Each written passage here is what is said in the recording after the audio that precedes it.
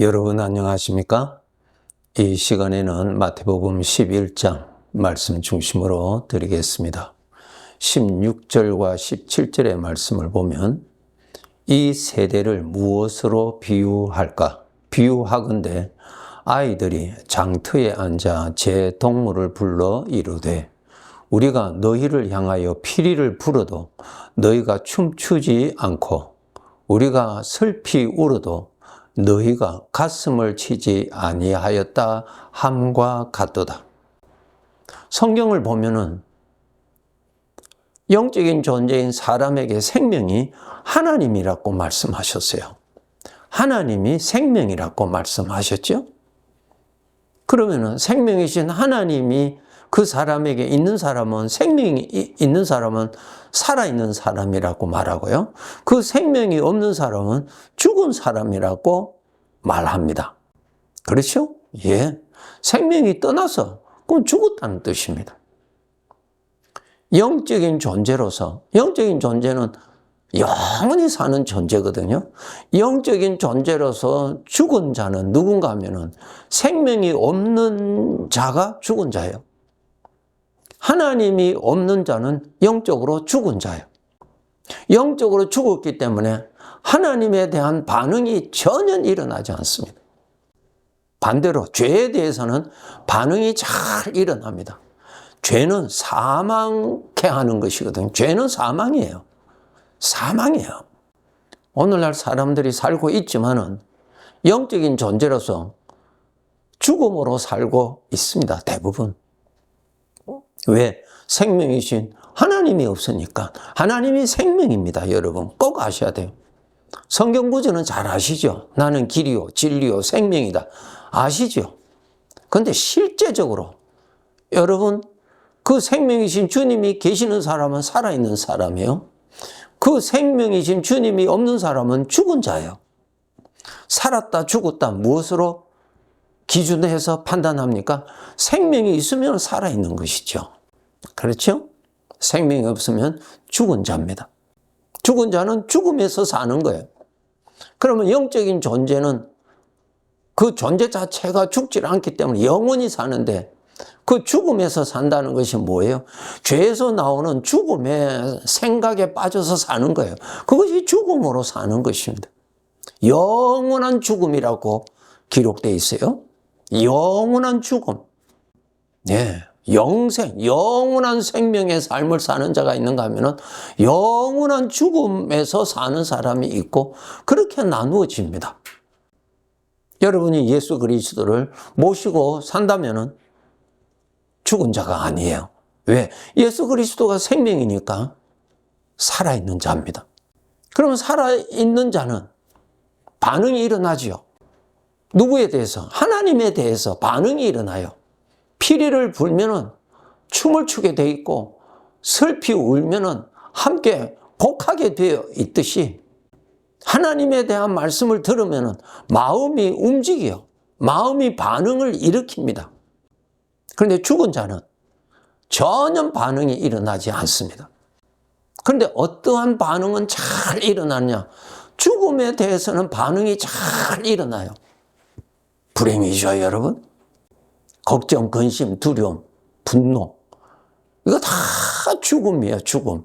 죽음을 누리고 사는 것입니다.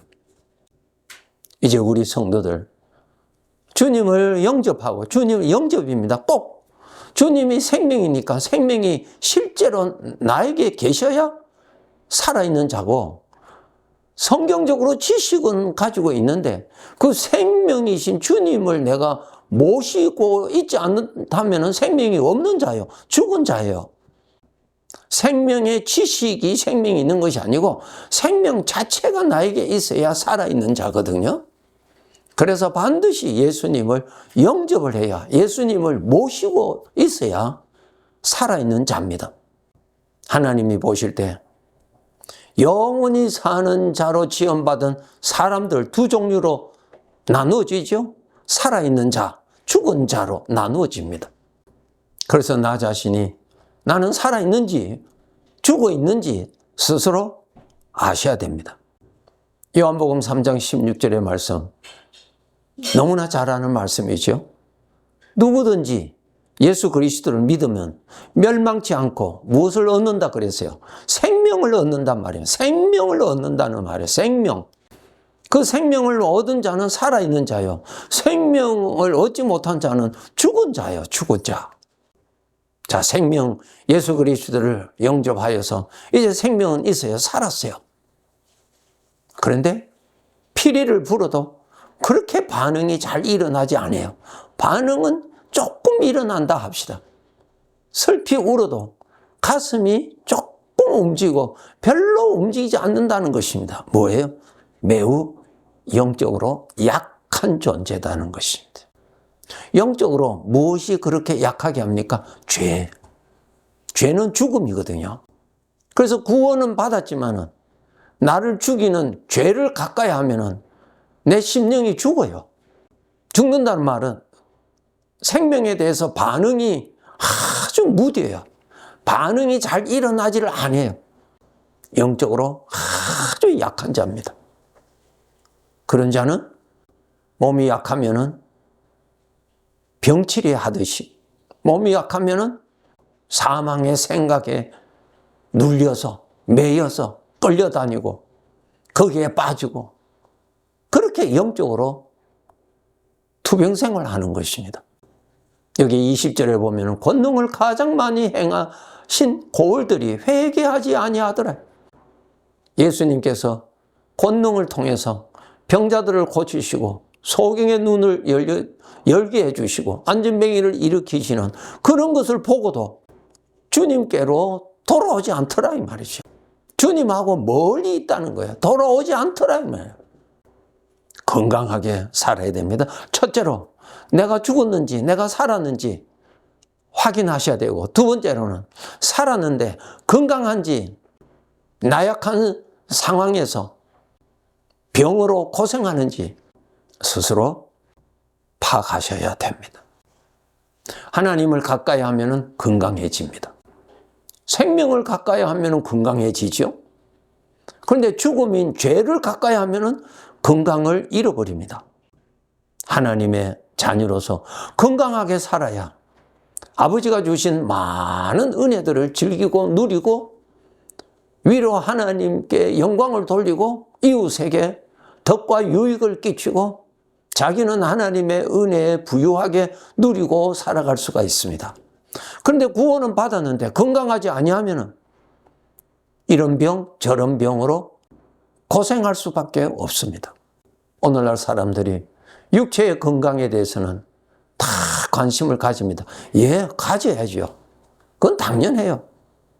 몸 건강하도록 관리 잘 하셔야죠. 그런데 이 몸을 아무리 관리를 잘 한다 하더라도 세월이 자꾸 지나면 약하게 돼 있어요. 그리고 늙어집니다. 그런 다음에 이 몸은 이 병 저 병 때문에 더 이상 사용 불가능에 빠집니다. 결국은 이 몸은 버리게 되죠. 그럼 이 몸보다 더 중요한 것이 바로 영원히 살 나 자신입니다. 내 육체의 몸의 건강에 관심을 가지는 것보다 10배, 20배, 100배 더 관심 가져야 될 것이 나 자신의 건강이에요. 나 자신의 건강. 빛이 되시는 하나님을 가까이 하면 건강해지고, 나를 죽게 하는 죄를 가까이 하면 죽고, 그렇습니다. 그래서 주님께서 말씀하셨죠. 내가 심는 대로 거둔다. 법칙을 정해 두셨어요. 마태복음 11장 28절에서 30절에 보면은 수고하고 무거운 짐진 자들아 다 내게로 오라. 내가 너희를 쉬게 하리라. 나는 마음이 온유하고 겸손하니 나의 멍에를 메고 내게 배우라. 그래야 하면 너희 마음이 쉼을 얻으리니 이는 내 멍에는 쉽고 내 짐은 가벼움이라. 이 말씀하셨어요. 수고하고 무거운 짐이라는 것이 무엇인가? 29절에 마음에 지는 무거운 짐입니다. 죄에서 오는 생각을 많이 하면 그것은 무거운 짐이에요. 무거운 짐이에요. 그 짐으로 수고하는 거예요. 그 짐으로 고생하는 거예요. 그 짐이 29절에 멍에가 되는 거예요. 고통스럽습니다. 불안하게, 불행하게 살아가게 됩니다. 무거운 짐을 진 자들아 그랬어요. 죄에서 오는 생각은 나를 자유케 하고 나를 가볍게 하는 것이 아니라 나를 종으로 삼고 나를 더 무겁게 하고 나를 더 포로로 만들고 나를 더 멍에를 매게 합니다. 벗어야 돼요. 마음의 힘을 얻어야 돼요. 마음의 자유를 얻어야 돼요. 마음의 평강을 얻어야 돼요. 무거운 짐을 지고 있는데 마음이 어떻게 자유가 되고 마음이 어떻게 평강을 누릴 수가 있어요. 예수님께서 말씀하십니다. 무거운 짐진 자들아, 그 짐으로 수고하고 있는 자들아, 내게로 오라. 내가 너를 쉬게 하리라. 내게로 오라. 이것이 가장 중요합니다. 주님에게로 가까이 가면은 수고하고 무거운 짐이 벗어진다는 것입니다. 여러분, 주님을 가까이 하셔야 돼요. 주님 멀리 계시지 않으세요. 여러분이 구원 받으셨다면 어제나 오늘이나 주님은 성령으로 같이 계십니다. 그분을 가까이 하세요. 그분을 가까이 한다는 말은 성령으로 계시는 주님을 의식하는 거예요. 생각하는 거예요. 말씀대로 생각하는 거예요. 말씀대로 같이 계시는 것을 의식하는 거예요. 그대로 계시는 분을 내가 모시고 사는 거예요. 그래서 마음적으로 주님하고 가까이 있어야 돼요. 나무가 물을 가까이 하면은 물의 도움으로 나무가 복되지요? 그와 같은 것입니다. 오늘날 마음에 무거운 짐을 지고 수고하는 사람들이 너무너무 많지요?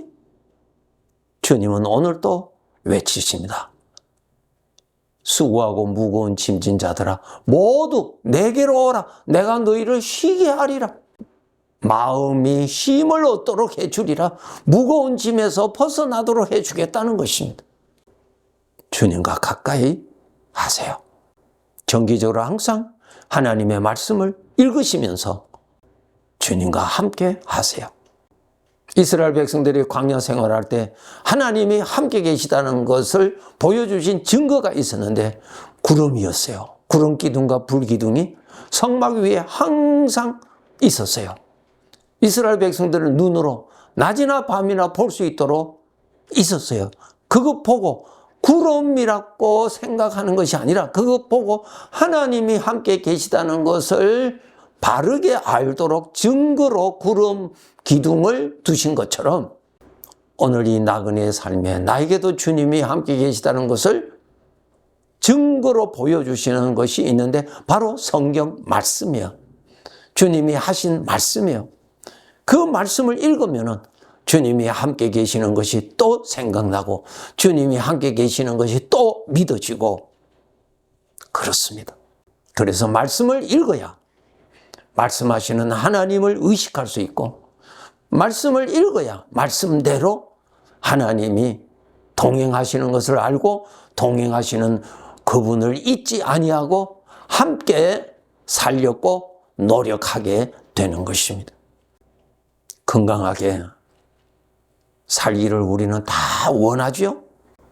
하나님을 가까이 하면 건강해집니다. 생명을 가까이 하면 살아나고요. 죽음이 되는 죄를 가까이 하면 시들어져요. 죄는 오늘날 우리들에게 어떻게 나타납니까? 사망의 생각으로 나타나요. 다양하게 생각이 나타나는데 그것이 다 같은 뿌리예요. 죄에서 나오는 거예요. 세상의 근심은 사망을 이룬다. 그렇죠? 분노, 사망을 이루는 거예요. 시기, 질투심 다 죄에서 나오는 거예요. 그 죄는 마귀로부터 나오는 거예요. 죄를 가득히 품으면 마귀의 인격이 선명하게 나타나죠. 하나님을 가까이 해야 건강하게 살아갑니다. 하나님을 가까이 해야 아버지가 주신 복을 더 많이 누리고 살아갈 수가 있습니다. 하나님을 가까이 해야 영적인 병에 있어서 그만큼 고통을 겪지 않고 살아갈 수가 있습니다. 하나님을 가까이 함이 하나님을 기쁘시게 하는 것입니다. 건강한 그리고 성숙한 하나님의 자녀로 살도록 노력합시다. 네, 감사합니다.